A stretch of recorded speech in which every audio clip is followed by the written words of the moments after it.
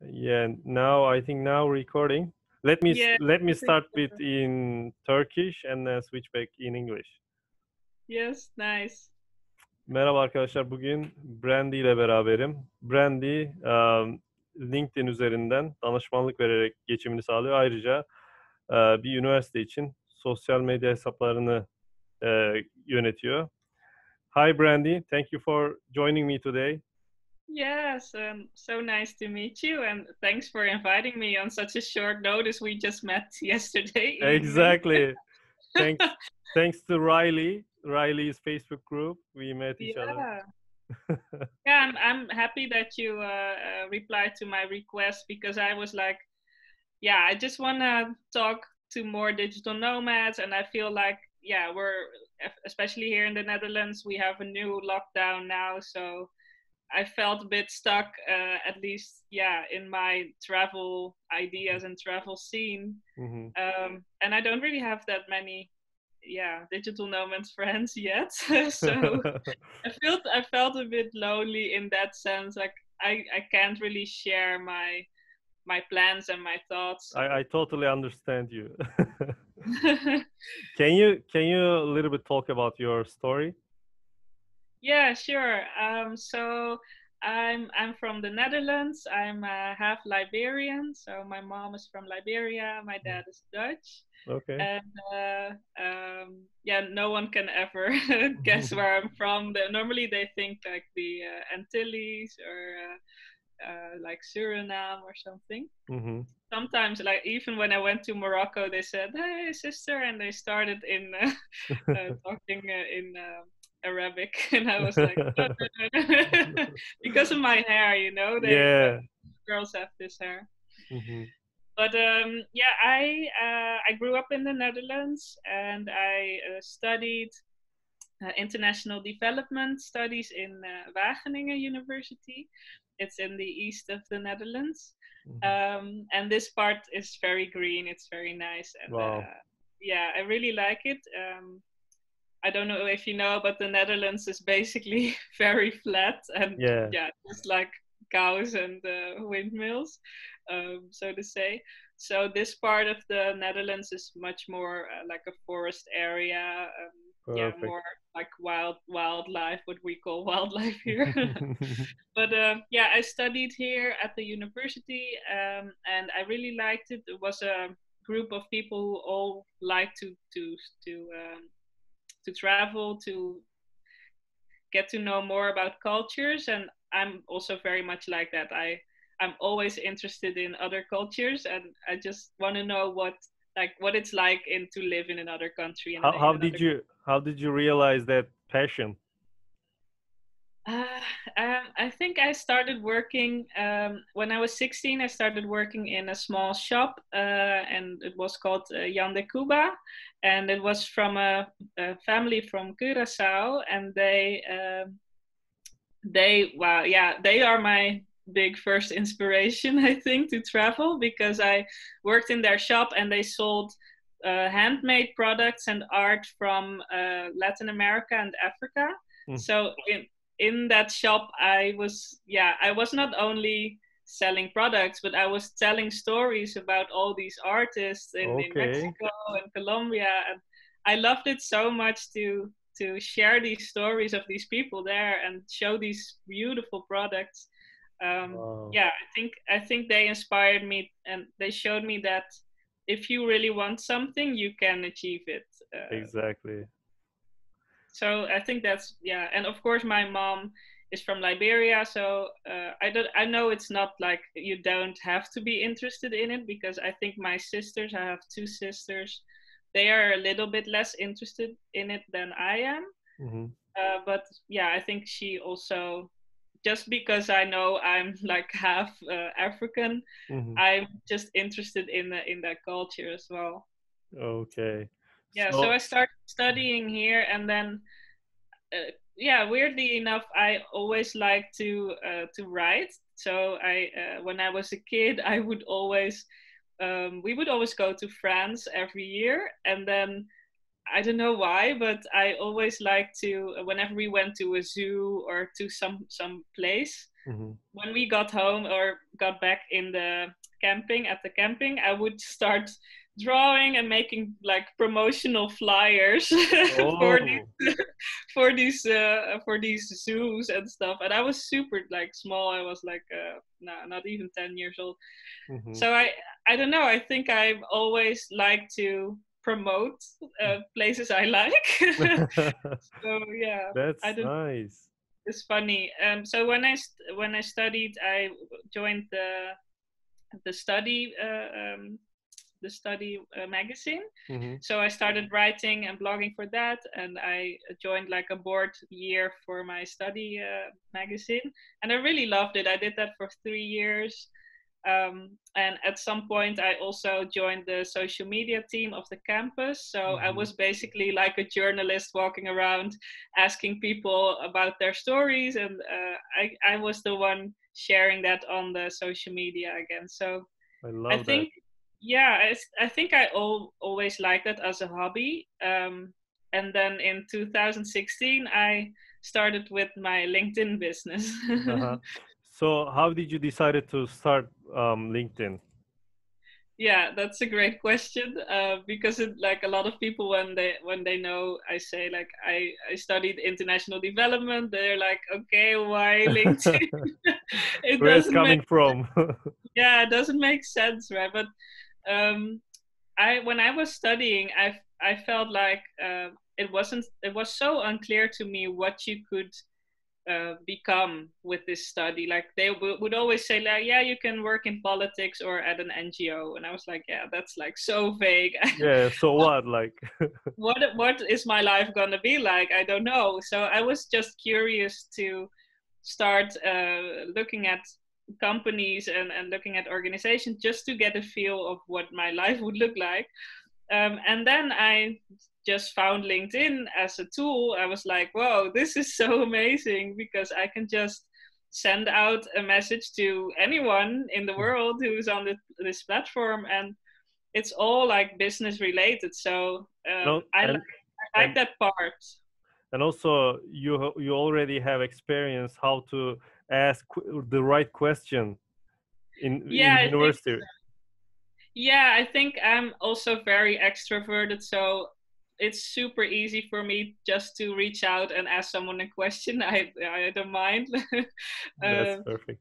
yeah, so I think already I did that from the start on LinkedIn. I just looked at profiles, and whenever I had a question or was like, oh, I want to talk to this person, I would just send them a request. So that's how it started, and I just really like the platform because whereas like Facebook and Instagram are more like much more informal, you know, it Exactly. feels like you're getting too close to the person's like personal life, especially on Facebook. So on Facebook I wouldn't do that, right? But on LinkedIn you could just ask someone a question about their job and their life, and their company, and yeah, that's why I liked it so much, I think. So um, how did you realize the gap? Like you're putting a service, right? You're selling your service.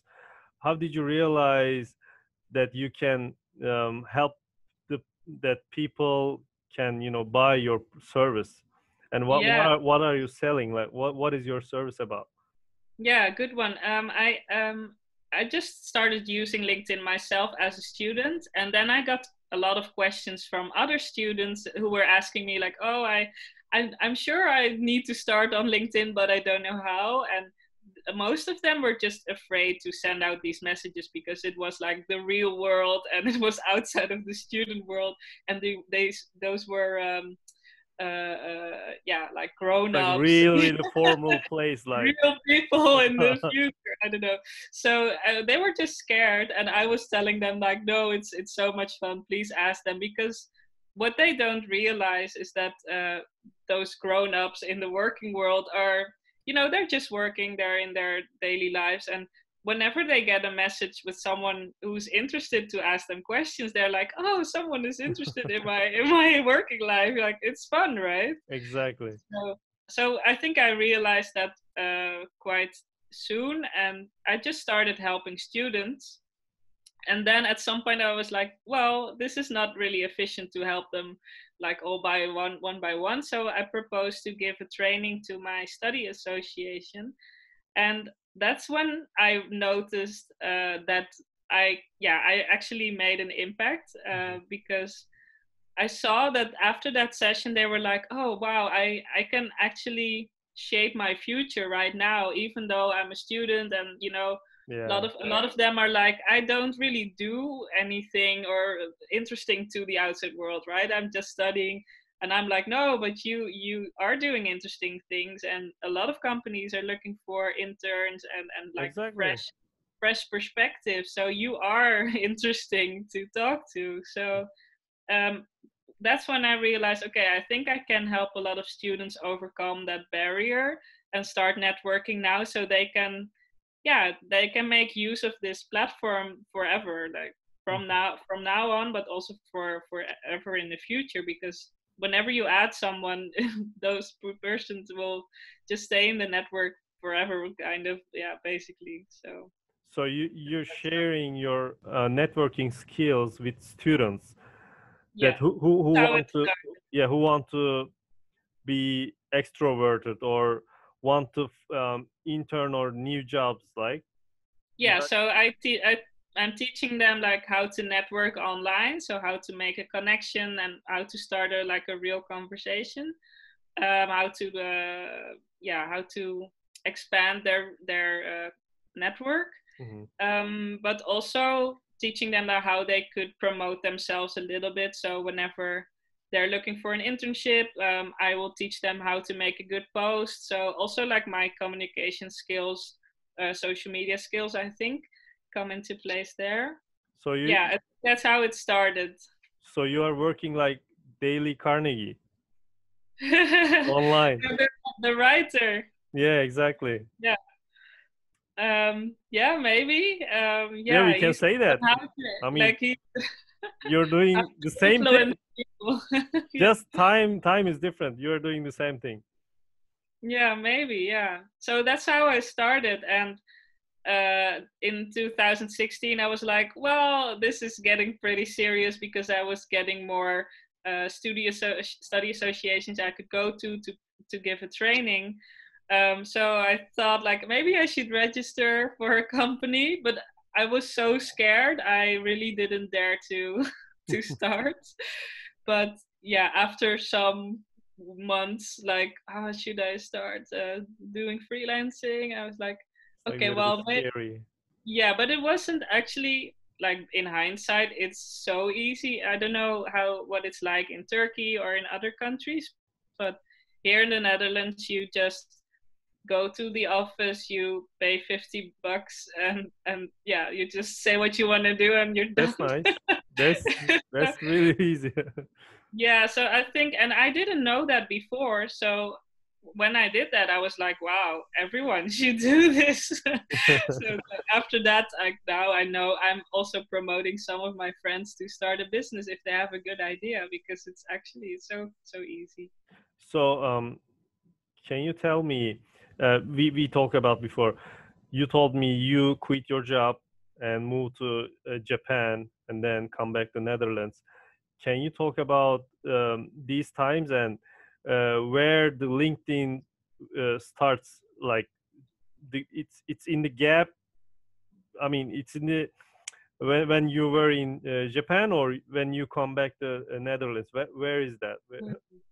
Okay, so after my bachelor, I did a master's in sustainable development, so something else again. And then after my master, I really wanted to move to Japan, because I traveled there and I was like super in love with the country and the culture. So I went there, and in the end, I couldn't stay there because I couldn't find a job.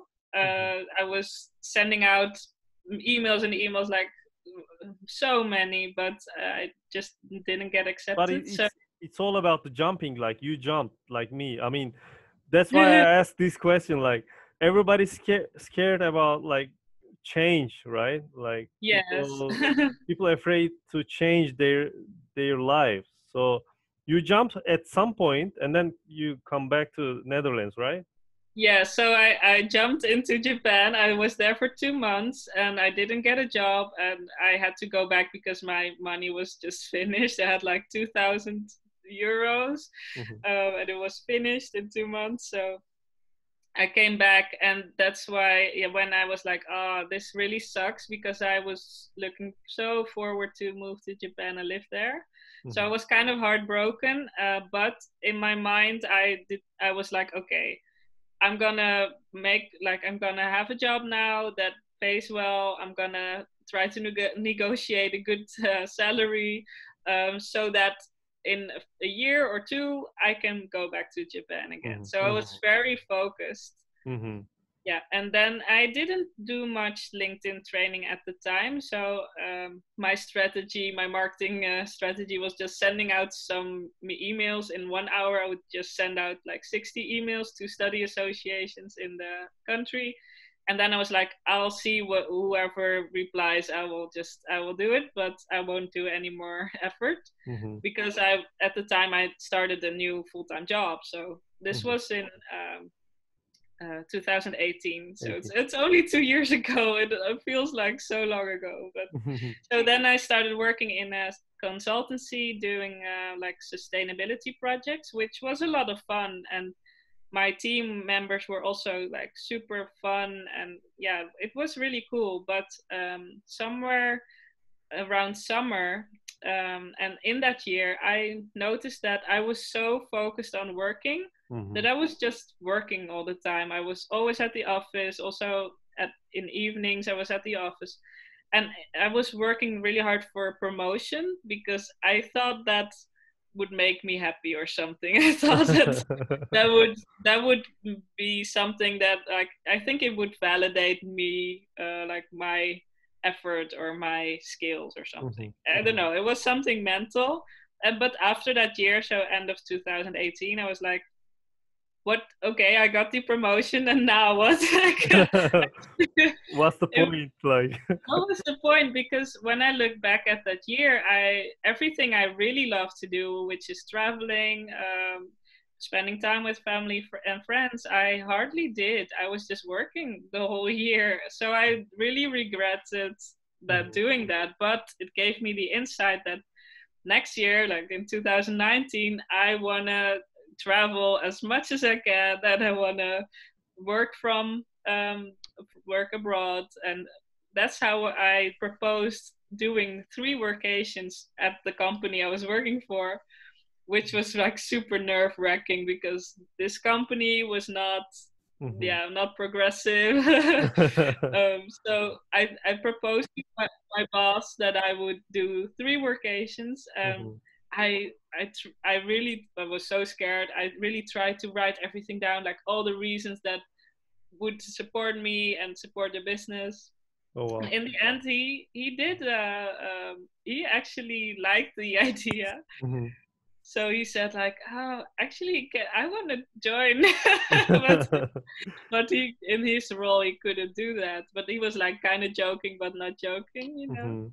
So you tell me about another point that you stopped to traveling. Like what was that, and how did you overcome with it? Yeah, so in 2018, I didn't travel, and after that year, what was the reason? Like what was the main reason? Because I think I was just focusing on that promotion. It was so crazy. I was just focusing on work, and I think what's behind it is I was still very sad about not being able to live in Japan, that I just needed something else to focus on, so that sometimes to hide my sadness, really. Yeah. And also you told me about your boyfriend and what happened with you and your boyfriend. Why, like, if you want to talk about. Yeah, no, Like, sure, happened? it's fine. No, my so now my ex-boyfriend, we were together for almost 10 years, and it's I think that when we went to Japan, he was already there for 5 months, 6 months, and I joined him after for 2 months. It was quite hard to, I don't know. I think in the end, when it turned out that we couldn't go there, I think he was kind of how do you call that? Like a bit shocked by the like it didn't work out. We couldn't go to Japan, and it was just too hard. And I think he like kind of accepted that, like, it's just very hard. We can't live there anymore. Whereas I was like still having hope somewhere, that and working so hard to get to that goal, that it was I think in the end he didn't really want to move abroad as much as I do, and he's not that much a traveler as I am. Yeah. So and I know a lot of couples make this work, and but in our case, he didn't really like when I traveled alone, and he would allow me to, of course, but I mean, traveling is at some point traveling is a little bit scary, right? Like, I mean, you don't know where to go, you don't know. I mean, you can research anything on the internet, but at some point you can't find what you want, like, because that's because it's scary. So but that's what I love so much about it. I think I like to put myself in an unknown situation, because to me it feels adventurous. And I'm like, wow, I need to figure something out. And I'm always very positive minded, so whenever something goes bad, like I can mostly laugh about it if something goes wrong. But I think for him, he's just a very different person. He's like much more, he wants more stability, and I think he's just a very different person. And whereas I like would do anything to make my life about travel, he wasn't like, to him that was not his top priority. So in the end, that didn't work out, and there were also other reasons, like personal reasons, that made it not work out. So but it was very hard to break up, of course, because we were almost together for 10 years. Beginning of this year, and I needed to decide to not continue, because I was just tearing myself apart, because I was kind of waiting for him to start this life with me, but he was not committed to it as I am. So I mean, at some point you have to change your ways. I mean, because of the chemistry, right? So it's hard, but I think that would be okay for you and your ex. Yeah, I think so too. And well, at least for me, and I hope he's doing well too. But I noticed that now I'm so much more confident in my skills, but also in my vision for the future, because I know that I can do it, and I know that whenever I want to make the step, I can do it now, and I don't have to wait for someone anymore. And when lockdown ends, where do you want to go first? Yeah, good question. Well, actually, I really want to go to Kyoto, to Japan, of course. But I don't know about the situation. I don't know if it will be possible. I heard that it will open up in April. But to me, April feels like so far away still. So I don't know. So maybe I will go somewhere else first. But in this time, in this Corona lockdown, I'm like, wow, I will take any place really. Because a lot happened these last 2 years. I also moved within the country. I took my business full time only from this year on. So from January, really. Mm-hmm. So I think a lot happened, and I'm already very happy if my business is just stable and I can make a step to anywhere. I don't care. So, perfect. So you are working for your LinkedIn business, and do you have any other income sources? Yeah, let me just like quickly explain on what I do. So I still give LinkedIn training to students at study associations on universities, Mm-hmm. and since this year that all went online, so I give my trainings through Zoom, Perfect. and it works perfectly. Really, it's so much fun. And actually it's also good for the student study associations, because normally I would charge like travel costs, and normally also there's like a maximum of students I allow in the workshop, because I really like to make it interactive, and yeah, like I want to give attention to the students Mm-hmm. in my workshop. But now in Zoom I was like, yeah guys, I don't care if you like have 40 or 60 or 90 people in the room, because there's I cannot walk around and I Yeah. cannot How many give. people join the workshop? Normally when these students are mostly like 20, 25, 30, Mm-hmm. but sometimes I give like bigger seminars, so it depends. Mm-hmm. But I know these study associations have like small budgets, so I just charge them one price, like 300 euros for a session, and I don't. If there's 10 people or 100, I don't mind. I'll just Okay. yeah. I don't. That's nice. I think it's also more fair to them, because yeah, Mm-hmm. I want to help them anyway, and want to have. I know what it's like to be a student and not to be confident in like knowing about your future. So I'm really happy to help as many students as possible. So can you tell me your seminars breakdown? Like you're starting with optimizing profiles and how to posting or anything like that? Yeah, so for these students, there's like two different sessions. Like the first one is like a beginner session. It starts with the profile, what how to post, like not how to post, but what a post should look like to get as much reach as possible. Mm-hmm.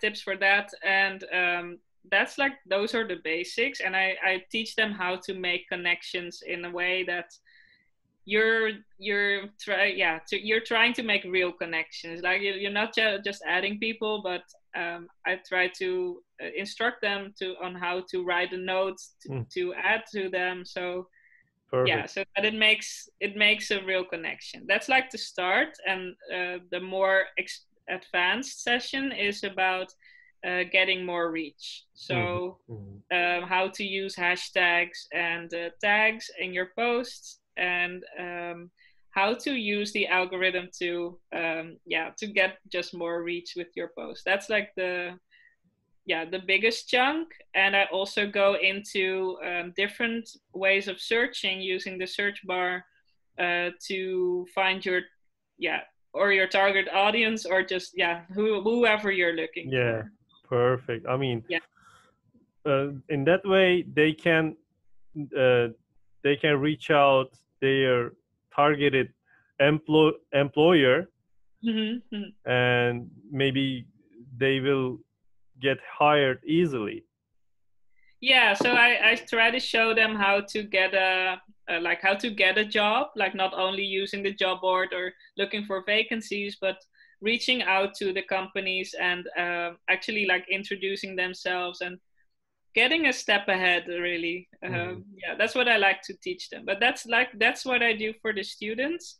And actually since last year I also focus on freelancers and entrepreneurs. Mm-hmm. So I mostly teach Okay. them. Mostly Expanding. I teach them. That's like my second target group. Perfect. Perfect. I also teach them how to get more reach on the platform and to target their audience in a specific way. So your target audience in just Netherlands? I mean, you're doing your seminars in Dutch, or you're doing Yeah. in English too? Just Dutch. Well, yeah, I do it in Dutch and in English whenever it's needed.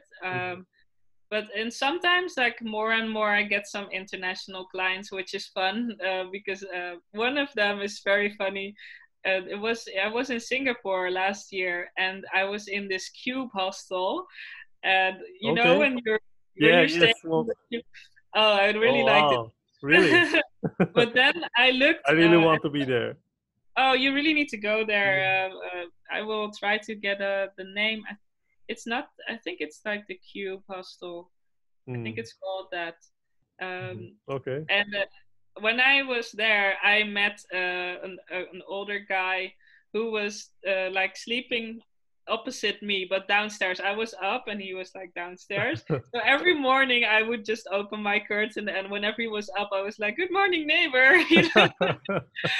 And he was like, "Hey," he was so funny, always making jokes, and he was from Australia. And what was very cool about this guy, his name is Craig. He lived, so he was from Australia. He lived in London, but he worked in a seasonal job in the bird shooting industry. Okay. Very specific, and I was like, how, like, what is this industry? And what he does is he drives around people that are going to shoot birds in the woods or whatever. But this is such like a niche and a very like high end service and area that he would just it's also seasonal, so he does that for 6 months, and he told me that the other 6 months he would just have enough money to travel. Wow. And when I heard that, I was like, are you kidding me? Does this even Dream exist? job. Yeah, I was like, wow, you can just travel 6 months a year. And he was like, yeah, so I have he has a condo in Morocco where he normally goes to or he travels for 6 months, or he just stays 6 months in Morocco to relax and chill. Perfect. So I was like, wow.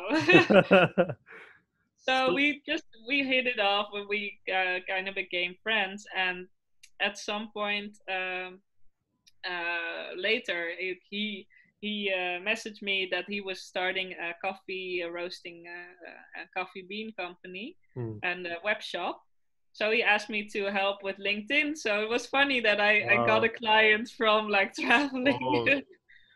It's the best way. I mean, it's the nicest way. Like, you're traveling and then you finding a client. Like, I mean. Yeah, and it was so much fun because we already knew each other. You know, it's so easy to work with someone you already know. But and yeah. So when you have niche like that, I mean, you don't have any competitors, right? One of my friends, she is Korean, and she teaching French to Korean people in English. Can you imagine? I mean, what? Wow. I mean, yeah, she said, if I use English to teach French, that will be easier because Korean is so different.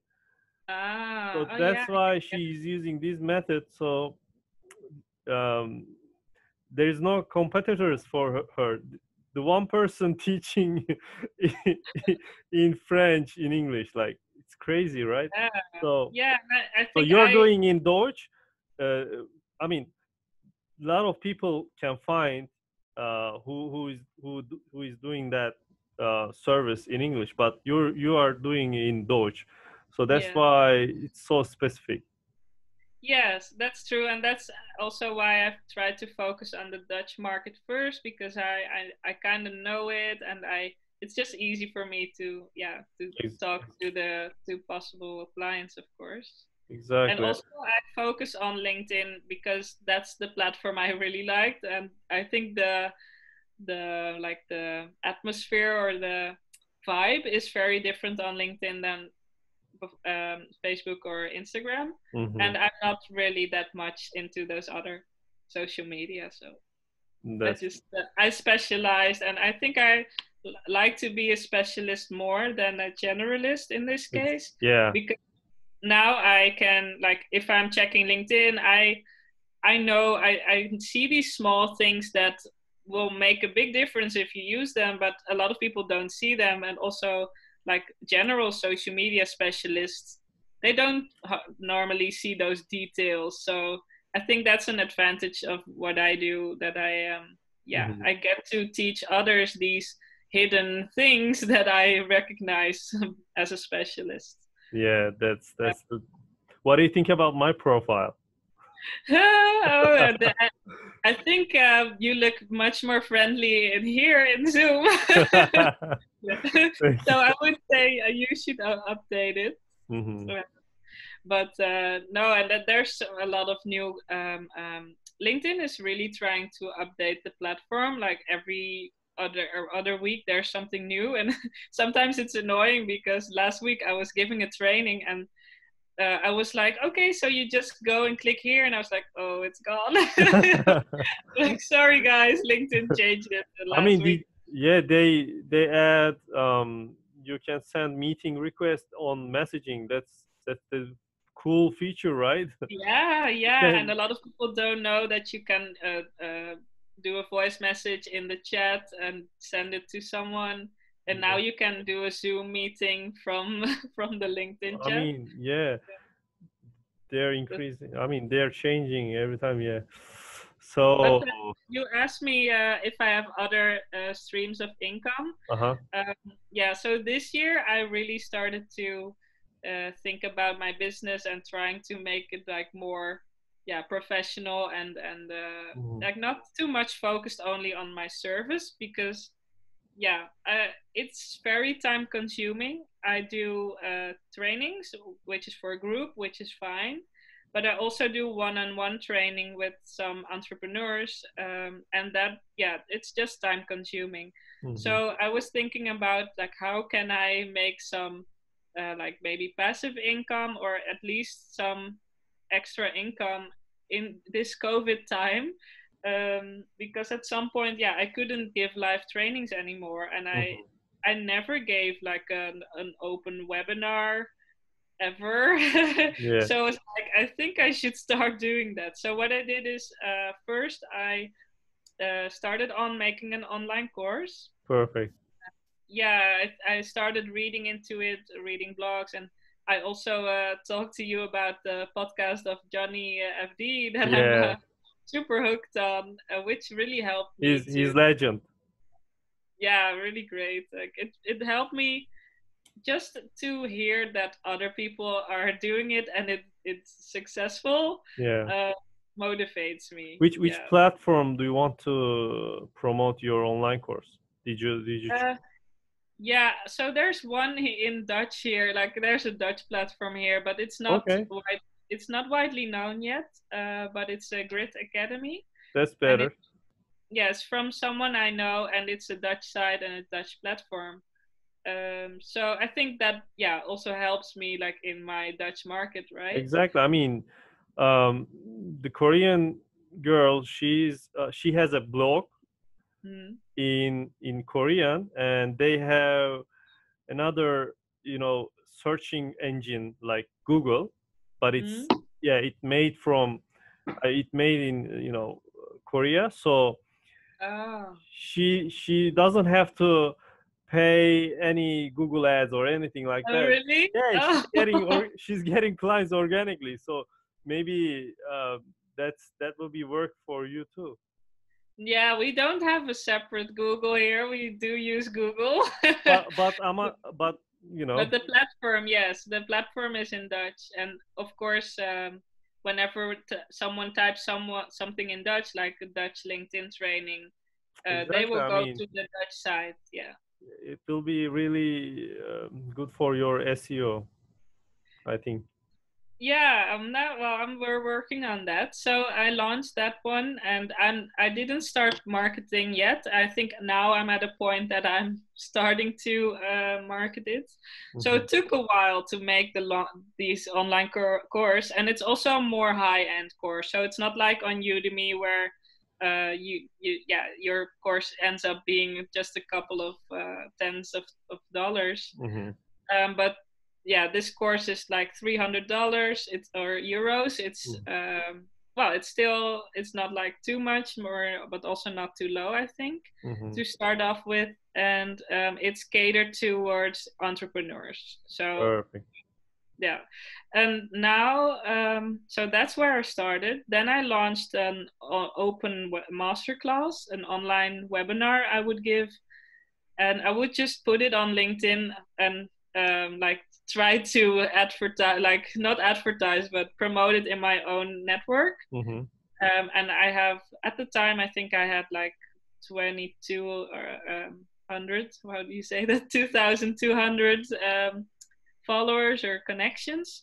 Mm-hmm. So yeah, it started working out. And even though it was not a free webinar, Mm-hmm. so I really wanted to prevent people, like there was a very bad image starting to come off here, as that everyone was doing everything for free because of COVID. Mm-hmm. And that was like, wow, like this doesn't make sense, guys. Like we're, as entrepreneurs, we have a hard time in these, like in general, a lot of people have a hard time, and now you're giving stuff away for free. It's like what? So I was like, no, I'm not gonna do that. So an entry ticket to my webinar was about €100, Mm-hmm. and they would learn like very specifically how to get more reach. Um, and it was a training of 2 hours, so yeah, it's like super intensive and a lot of assignments to do. So I think, yeah, I think I can market this at like €100 per person. And when I started off, I got like, yeah, like 4 or 5 people joining each session. So I did Perfect. that. Yeah, I did that 3 times and was like, wow, it's like it's working out. And it was just a test, really. I didn't know if it would work out, but I had nothing to lose because you just schedule a Zoom and that's it. Yeah, There's no other costs involved. I So like I would that. I recommend like that that. idea. So that worked, and I also joined some networking groups. I also joined like a BNI, if you know that one. Is like an international networking group from America. Oh, I don't know that. It's like super structured, and there's always like an agenda. And every week I meet with the same the same group, Mm-hmm. and we also invite other people to join. So this worked out very well for me to kickstart my business, really, because yeah, Interesting. Let me see that platform. yeah, you should, yeah, you could check it out now. It's easy because everything is online. Mm-hmm. But the thing is, it's not a free group, so it's you had like you basically pay like €1,000 a year to join. Mm-hmm. So when I heard that, I was like, wow, well, it is a lot, right? Yeah. So when I started, I just I could pay in 3 terms. Mm-hmm. But I felt that it was the right choice. I felt like I could like next to LinkedIn, I could very specifically like broaden my network and really connect to this small group of entrepreneurs, like 15 people, that would in turn like whenever they see something for me, a client or an opportunity, they would think about me. So Yeah. that's how the networking group works. It's very much focused on helping each other get business. Yeah. I mean, that's the best way. Like, you're talking with people, and it's somehow, some way, they refer you, and then boom, you're Yeah. you're getting So clients. yeah, so it was so good for me because as I said, it was €1,000 to join, but within like 1.5 months, I already had that money back. Like I earned it again. And even like now I got got 4 times out of it, like over 4,000 euros in income just because of this group. So wow. yeah, that was a good choice. Exactly. I need to check this group. Yeah, it's well, it takes some effort because every week you have to be there, or you will need to arrange someone in your place. But everyone is committed to help each other, and I think that makes a difference because I like networking, and I always went to these networking groups. But in the end, a lot of people would say like, oh, maybe I'll see you somewhere again. I was like, yeah, but it doesn't work like that for me. If I want to work with you or I see some opportunities for you, I want to keep you in mind and refer you whenever I can. Like that's just how I work. So I don't like when it's like, so how do you call that, like there's no commitment. Yeah. Oh, I mean, yeah, it's you know, Gary Vaynerchuk. You know Gary? Yes, Gary V. Yeah, Yes, he said the business, you know, you are doing business when you go to watch NBA game with, you know, with some group, or you know, baseball match or anything like that. So you're expanding your network, and then doing business when you're talking about, you know, sports or different things. Like it's all about making new friends and enjoying life. You know, the Riley, you know, Riley said, work, work, play every single day or something like that. I don't remember, but I get what you mean. I think Let me check the exact. Check the group. Wait a minute. It's not. Leave work, play every single day. Yeah. It's all about this. Yeah, and I think the best clients are like in the end they are friends. I know, like I'm so what I do now is also I offer like a monthly like coaching, LinkedIn coaching. So I would help some entrepreneurs every week to to use their LinkedIn in a good way for their business. And these people I'm helping, I also just call them on a weekday, or like just friendly, and it's not like they're only my clients. We are also kind of friends now, and it also works the other way around, where I was training someone who is a writing coach, like a book coach.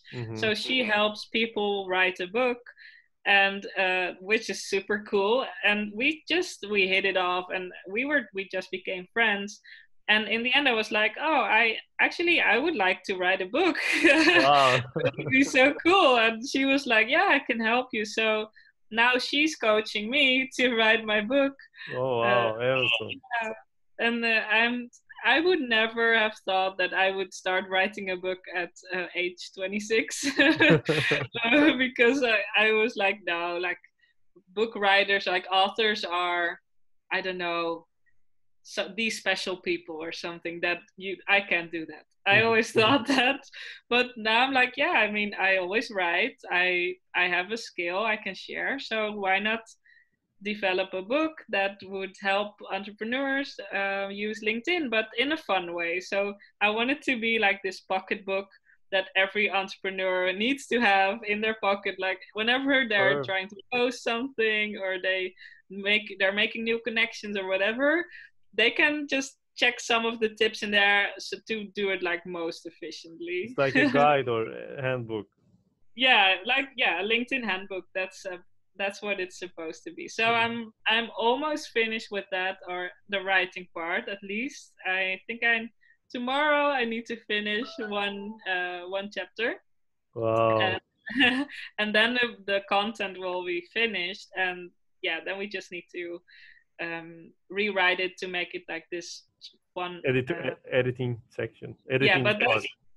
but that's also what she does. So the writing. So I did all the writing in the sense of I put all my knowledge on paper, and she will be the one making it into like a fun book.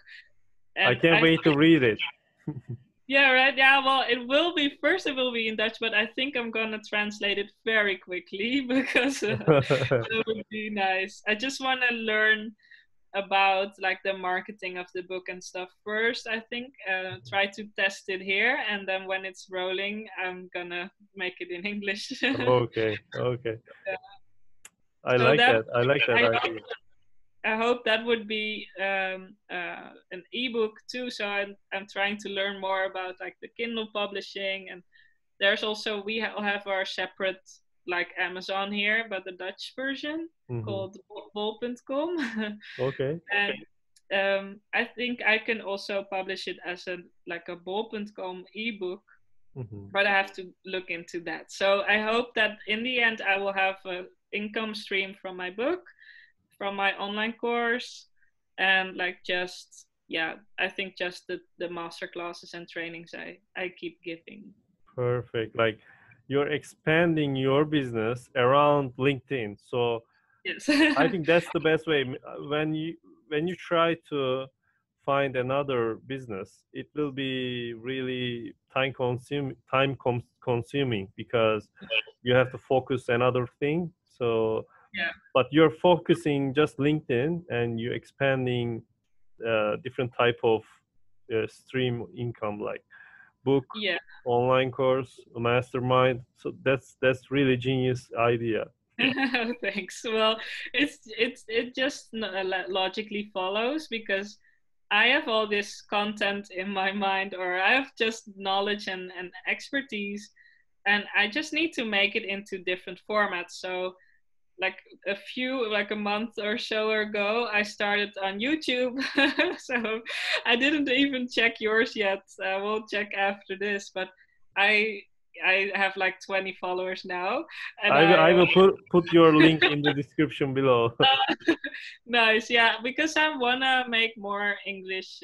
There's still Dutch on there, but I wanna make a separate ones with English LinkedIn videos. Yeah, because I know like it's just like I should do it, right? I mean, I have the knowledge. It's just a bit of pain in to edit and everything, but actually I do like it, but it takes a lot of effort. You probably know, right? To Yeah, edit. exactly. I mean, editing videos or anything like that, you have to put your time and effort. Yeah, but it's so much worth it because whenever you publish a video, it will just be there for you and it will be there forever, you know? Yeah, it's like So, documentary. yeah, so much worth it. So I'm learning that okay, I should do that. Even blogs, I don't really have that many blogs yet, but there are some on my LinkedIn, and I think at some point I also need to expand that. So I think I take everything step by step. Yeah, and the online course was a lot of work, but now I'm so happy that it's finished, and it makes it easier now for me to like even make more online courses because last week I was listening to a podcast and it was about Skillshare, and it was someone on Johnny's podcast who said that he at some point like he started with his first online course, he made like $200 from it a month, and then he made more and more, and in the end he had like 7K of income from totally passive, only from Skillshare. And I was like, wow. How, like, seriously, is this real? And so I was like, okay, I need to kick myself under the butt, because for me it's so easy to start talking about LinkedIn, record it, edit it. I could do it in a week. So I challenged myself to record like a small Skillshare course of 30 minutes in 1 week or in 1 day, and it worked out. I recorded it in one day. Perfect. And now I need to edit 2 more videos. So there's 5 videos, and two more I need to edit tomorrow, and then I will just upload it. And even if it's not perfect, it's like it's Yeah, not. you started. I mean, Yeah, and it's my first online course in English as well, so I need to get over that barrier, and just doing this helps with mhm. that. I like that. I like that. I mean, you're always putting a goal and then achieve it. That's I mean, um, that's the best way to expand your business, right? You're putting new goal and then achieve it, and it's make you happy. Yeah, it's super fun because if you have an idea and you say like, "Oh, I will do that at some point," it will start eating you away. Like that's how we would say it. It will start tearing on you Hmm. because you want to do it, but if you don't do it, it just starts to become something nasty. Whereas if you make it very attainable and achievable, like even like I said, like okay, make 5 videos of 5 minutes and just do it in one day. Just try it, do it. Hmm. It will seem that it's possible. Whereas if I say like, oh, I wanna publish 5 courses in on Skillshare, I'm like, well, where am I gonna start? So you need to Yeah, it's trick your own mind to make it look easier, and it will yeah. become easier. You're totally right. I mean, when you put really big goals, you end up doing nothing. Yeah, you don't want to paralyze yourself. And now it's easy for me to say, but it was very hard for me to start on that online course where I started in March. And like actually now it's like in November, it's actually finished. And it was finished before, but I was like, no, it's not perfect yet. And I was editing, and Hmm. in hindsight it could have been much more quicker that it was live, but yeah, now it's a lesson. And for the next online course, like now I did something in a week, that's great, right? I So I mean, learned. yeah. I mean, I talk about shiny object syndrome. So Oh yeah. whether it's shiny object syndrome or bad idea or anything like that, at some point you're wasting your time, but it teaches how you change your behaviors or your plans. So I think uh, we don't say fail, we should say we learn. Yeah, very true. Hmm. I didn't like I could say like, oh, I failed because my online course is not selling yet, but I didn't start marketing yet. I could quit now. I could say no, it's not working. But Yeah. I know I know I need to do some more effort too. Uh, I'm halfway there. I made the course. It's right there. I need to just market it. So Yeah, yeah. so my next goal is to like get like 10 what's it called, um, members, or Mhm, like mhm, people who are doing my online course each month. mhm. um, yeah, and that would give me like a good passive income. So I'm just thinking about ways now to do that. Like, should I go do paid ads on social media, on LinkedIn, or should I do other stuff? So if I can ask you, you told me that you're doing something with the affiliate. Yes. And this is something I don't really know much about. I know that if you have a blog, you can put some links on there, but that's the only Yeah, thing I similar. know. Yeah.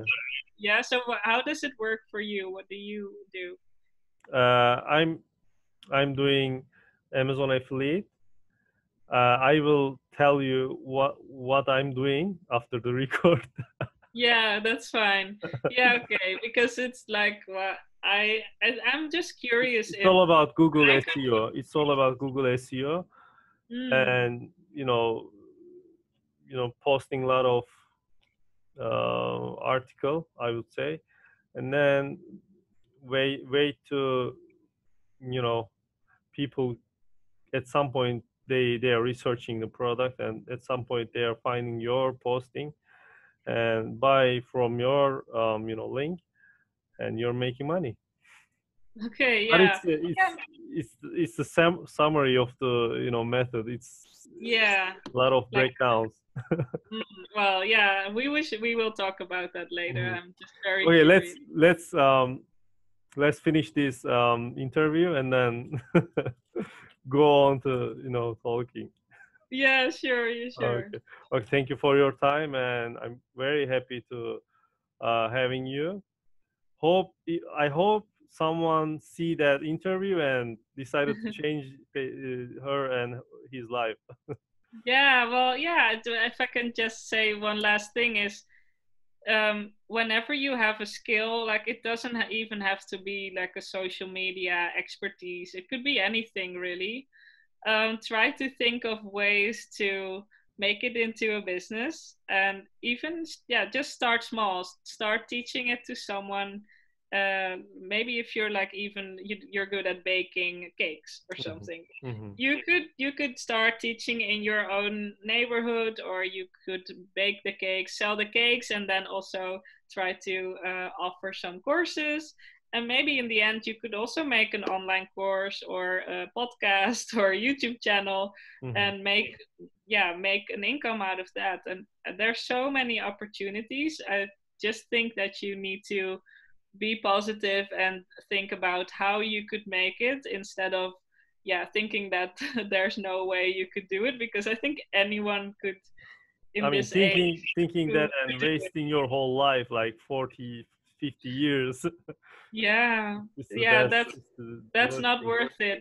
Mhm. Yeah, it's not worth it. So do start somewhere, and then you'll get there. Yeah. Yeah, Thank so you. thanks Thank you so thanks for much. having me. Yeah, thank And you for joining me. okay, Okay, see you later. yeah, see you. Bye bye. Bye.